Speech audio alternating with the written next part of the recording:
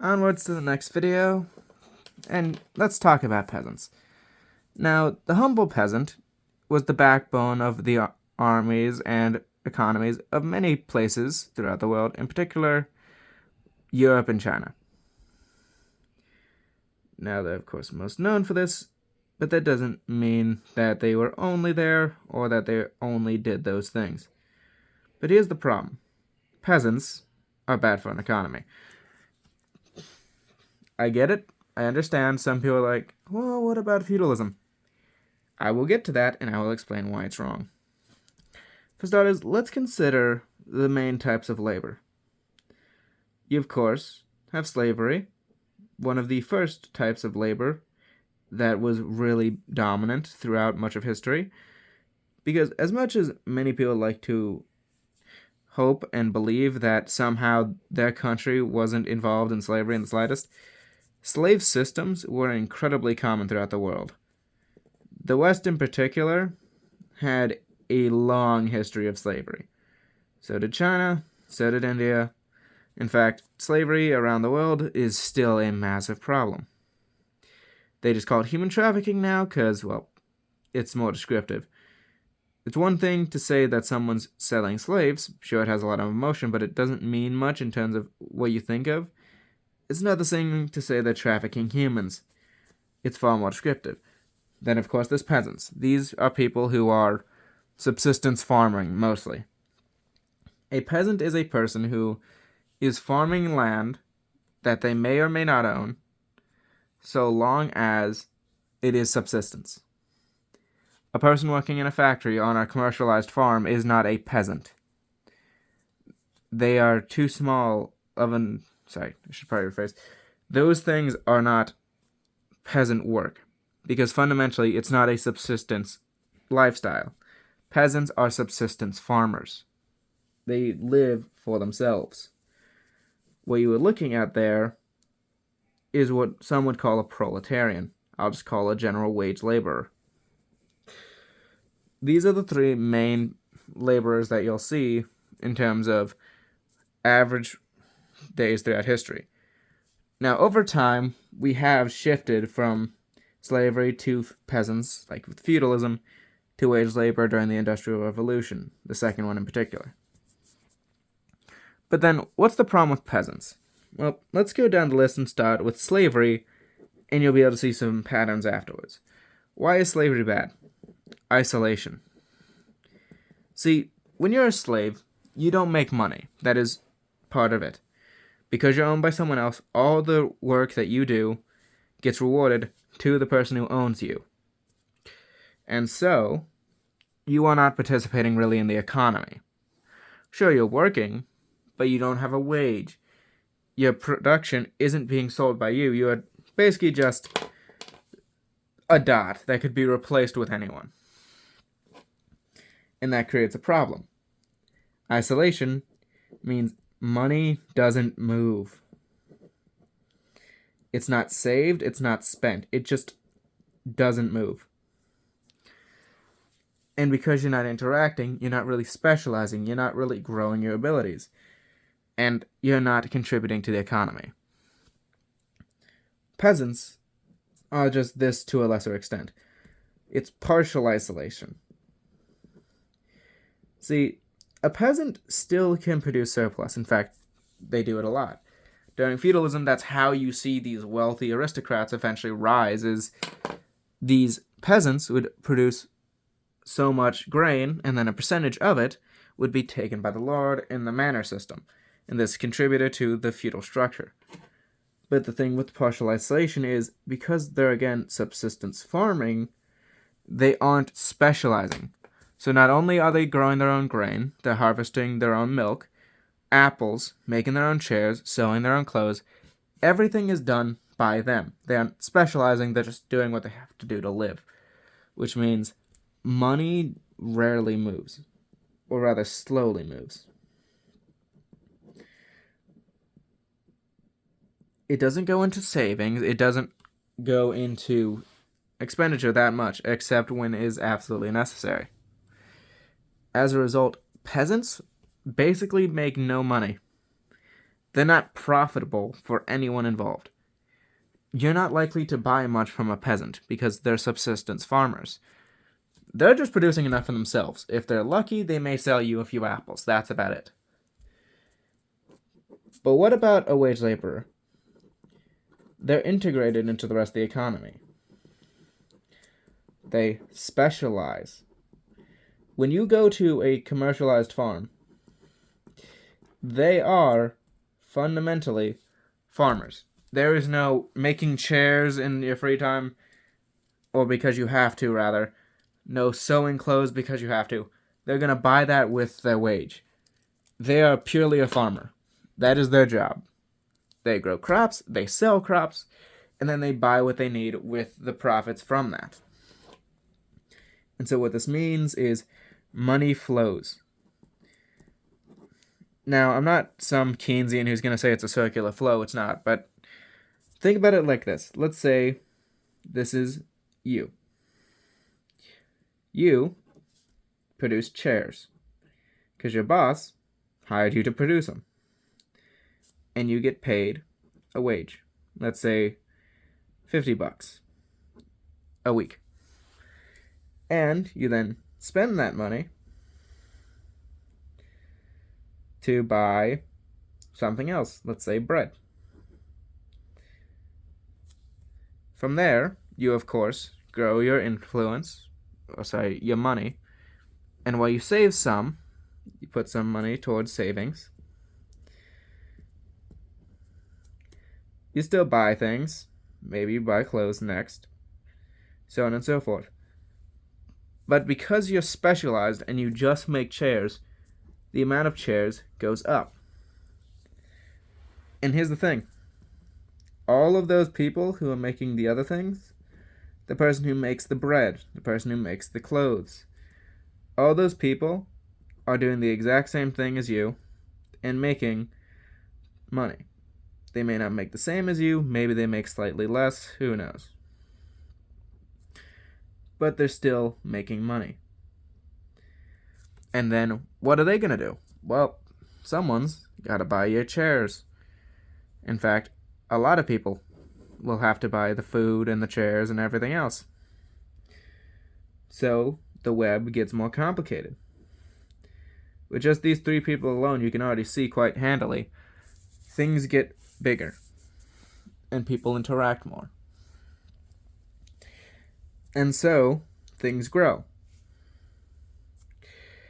As money goes, it flows, and savings is a big thing, and it's one of the most important aspects of stabilizing an economy.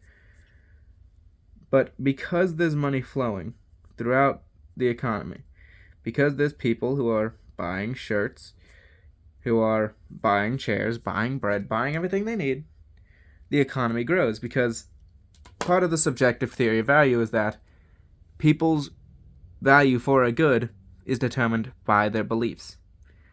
And so people do not spend unless they believe they're getting something that is as good or better in value than their money. And so the economy grows because people who say, "Ah, yes, I spent $20 on this chair that I consider worth $25, when they resell it or keep it around because they really like the use of it, they are getting $25 worth of a chair. That's an extra $5 in value that they get from the purchase, which is added to the value of the economy. The peasant, though, is largely isolated. Because remember, what are they doing? They make grain. They make clothes. They make chairs and all other furniture they need.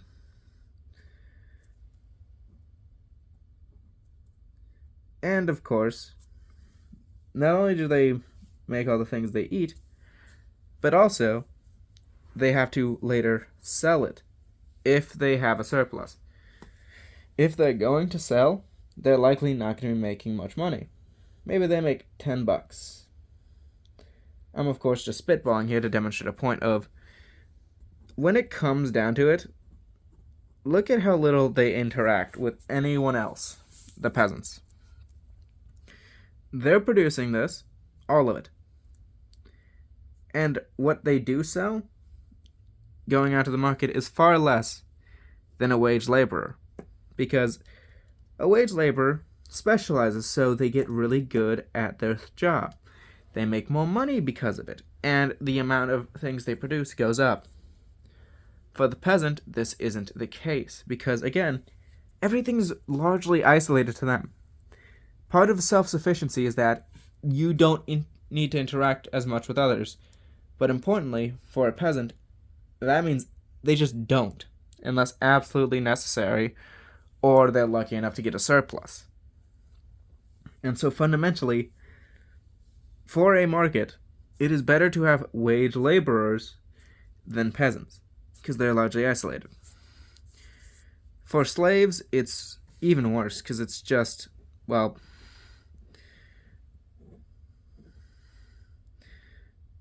since a slave, by definition, does not own themselves and doesn't make any money, what's essentially happening is just they grow the product, or they build the product, whatever it is, and then that just goes to the master. Guess what? The slave not having an input is bad, because not only is this not interacting with everyone else, like here, but there's even less they're interacting with. Just the master and just the product. At least with a peasant, there is a potential that they're going to sell something to the market. With the slave, that doesn't happen.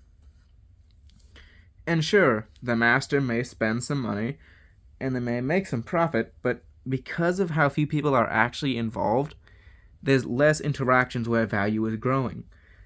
Each of these interactions here, where people are spending money, buying things, making things, and trading with others, grows value. For the slaves, that's just two interactions. You make the things and you give them to master. The master may have his own interactions, but wouldn't it be better if instead of this, let's say that doesn't happen, but instead that person becomes a wage laborer. So they get on their farm, and instead of making for their master for nothing, they still make the thing, because we're in the US, let's use cotton as an example. But they get paid for it by the master. It doesn't even need to be all that much. Let's say they make $30. Okay, they make that money from their master, and they still give it to him. But now they can spend that money for food, for furniture,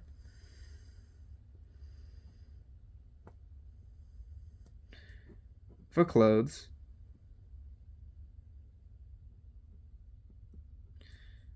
and invested in savings. Do you see how many more options there are to boost internal development, to boost the value in the economy? Under the slave system, there's very little interaction, very little growth of value. Peasants, slightly more. There's still a problem, and it's why I bring it up, because a lot of people like to think peasants, their self-sufficiency must be nice. It really isn't. But wage laborers, through their constant actions, through their specialization and trading, they grow the economy, because not only are they producing more, again, specialization allows for massive, massive growth in production. But also, they have more opportunities to grow value. Because with each trade that you make, you are essentially saying, this is as good or better than what I'm giving up.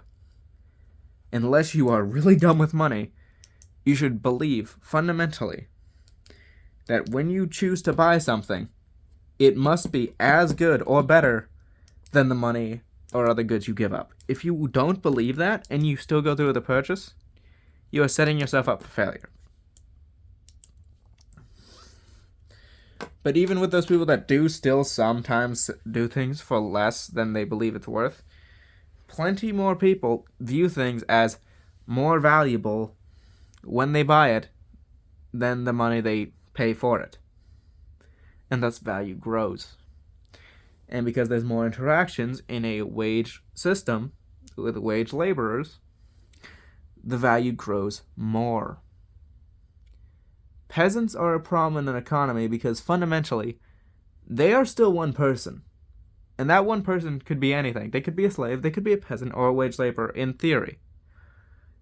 So the fact that they aren't a wage laborer, which is the most effective organization for a person to be, but instead are a peasant, which is less effective, still not a slave, but less effective, is a net loss. They would be better as a farmer working for profit. They would be better in a factory.